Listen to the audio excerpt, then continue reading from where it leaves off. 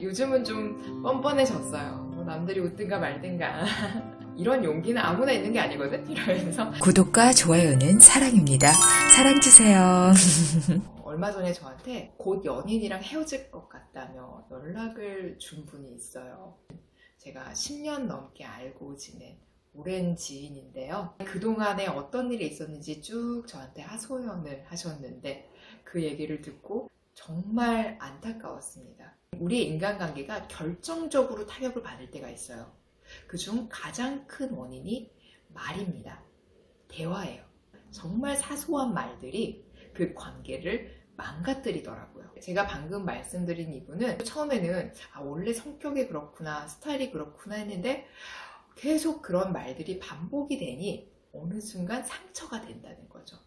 그 상처가 이렇게 이미 났는데 거기에 딱지가 앉을만 하면 또 긁고 또 앉을만 하면 또 긁고, 그러니까 내가 자생으로 치유할 수 있는 속도보다 상대방한테 말로 받는 상처가 더 빨리 오는 거예요. 아무리 친한 친구라도 가끔 말로 불쾌한 감정이 생기기도 하고 상처를 받기도 하고 불편한 말을 들을 때도 있습니다. 그런데 우리가 망각의 동물이라 또 시간이 지나면서 이 상처가 옅어지고 또 그 위에 딱지가 올라오고 또 새살이 돋아나서 또 언제 그랬냐는 듯 잘 지낼 수 있는데요. 그런데 결정적으로 인간관계가 완전히 틀어지는 모습을 보면 상대방의 말이 칼이 돼서 상처를 남깁니다. 그런데 이 상처가 다 아물기 전에 또 다른 공격이 들어오는 거예요. 그러면 또다시 패이고 또 나아지려고 용을 쓰고 몸부림을 치는데 또다시 공격이 들어옵니다. 그럼 상처가 더 깊게 파이는 거예요. 잘 생각해 보세요. 상대방이 나한테 무언가 한 가지를 잘못했다고 해서 그 관계가 틀어지는 일은 많이 없습니다. 그런데 그런 것들이 시간이 지나면서 계속 틈틈이 반복이 되는 거예요. 괜찮아 하면서 또 털어내고 막 마음을 추스리고 했는데 또 다른 상처가 들어오고 또 다른 상처가 들어오고 도저히 이 사람은 아니다 라는 생각이 들었을 때 이야기를 하는 걸 것이고, 상처를 준 입장에서는 금시초문일 수 있죠. 이 사람 왜 이래? 이유를 잘 모르는 경우가 많죠. 연인 사이뿐만 아니라 모든 인간관계가 틀어지는 건 사소한 말 때문인 경우가 정말 많습니다. 마음의 상처를 입고 자존심이 상하고 이런 얘기들을 들었으면 마음이 완전히 닫혀버리는 거거든요. 마음이 한번 닫히면 예전같이 돌아가기는 어려워요. 물론 성인이기 때문에 어느 정도 두런두런 잘 지낼 수는 있습니다. 그런데 이전과 같을 수는 없다는 거예요. 그래서 제가 이 헤어지려는 지인에게 이렇게 얘기를 했습니다. 지금 상황에서 다시 재회를 할지 말지는 본인의 선택이지만 이건 꼭 알아야 된다고 말씀드렸습니다. 이미 굉장히 상처받은 말을 몇 차례 계속 지속적으로 받아왔단 말이에요. 이미 하나의 패턴이 생긴 겁니다. 앞으로도 이 패턴은 쉽게 바뀌지 않을 거예요. 이걸 다 끌어안을 수 있으면 이 길을 가도 된다. 결국에는 이 문제를 내가 끌고 갈지 말지 선택의 문제인 거지, 이 문제가 안 일어나거나 좋아지기는 어렵다. 근데 이게 어느 정도 좀 결말이 정해져 있는 게, 애초에 이걸 다 끌어안을 수 있는 사람이었더라면 이거 갖고 상처받고 이거 가지고 헤어질까 말까 고민하지 않았을 거예요. 이미 그건 나에게 치명적인 타격이었기 때문에 계속 고민을 해왔던 겁니다.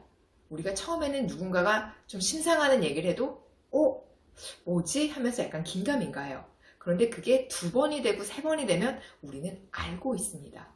나랑 좀 안 맞는데? 굉장히 불쾌한데? 하는 신호들이 있어요. 이게 연인뿐만이 아니라 어떠한 인간관계에서도 우정으로 얘기할 수도 있고 어떤 파트너십일 수도 있고, 이렇게 모든 인간관계에서 재회를 권해드리고 싶지는 않습니다.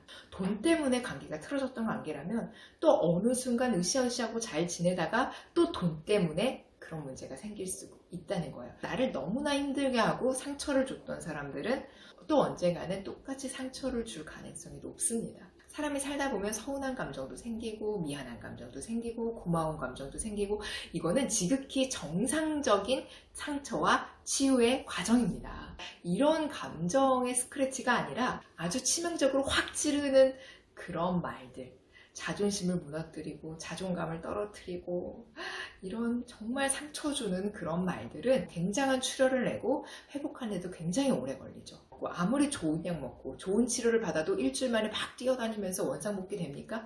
안 되죠. 어쩌면 반영구적인 트라우마를 남길 수도 있는 정도거든요. 이제 막 컨디션이 정상적으로 올라올만 하면 또 비수를 꽂고 또 비수를 꽂고, 이런 상황이라면 좋은 인연은 아닌 것 같아요.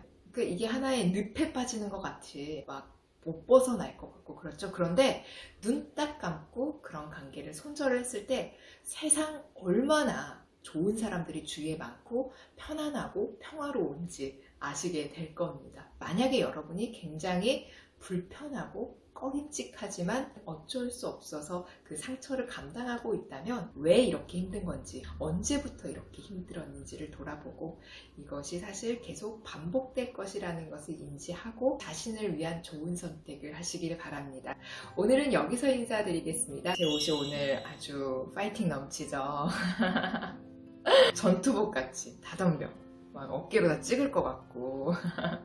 제가 20대 때 강의를 하면서 사람들이 나를 너무 어리게 보지 않을까라는 그런 생각이 있었어요. 실제로 강의를 가보면 저보다 연배가 높은 분들이 너무 많았기 때문에 저는 최대한 이제 정숙하고 진지하고 무겁게 의상을 입었어야 했습니다. 그런데 요즘은 아무리 편하게 입어도 아무도 저를 어리게 보지 않아요.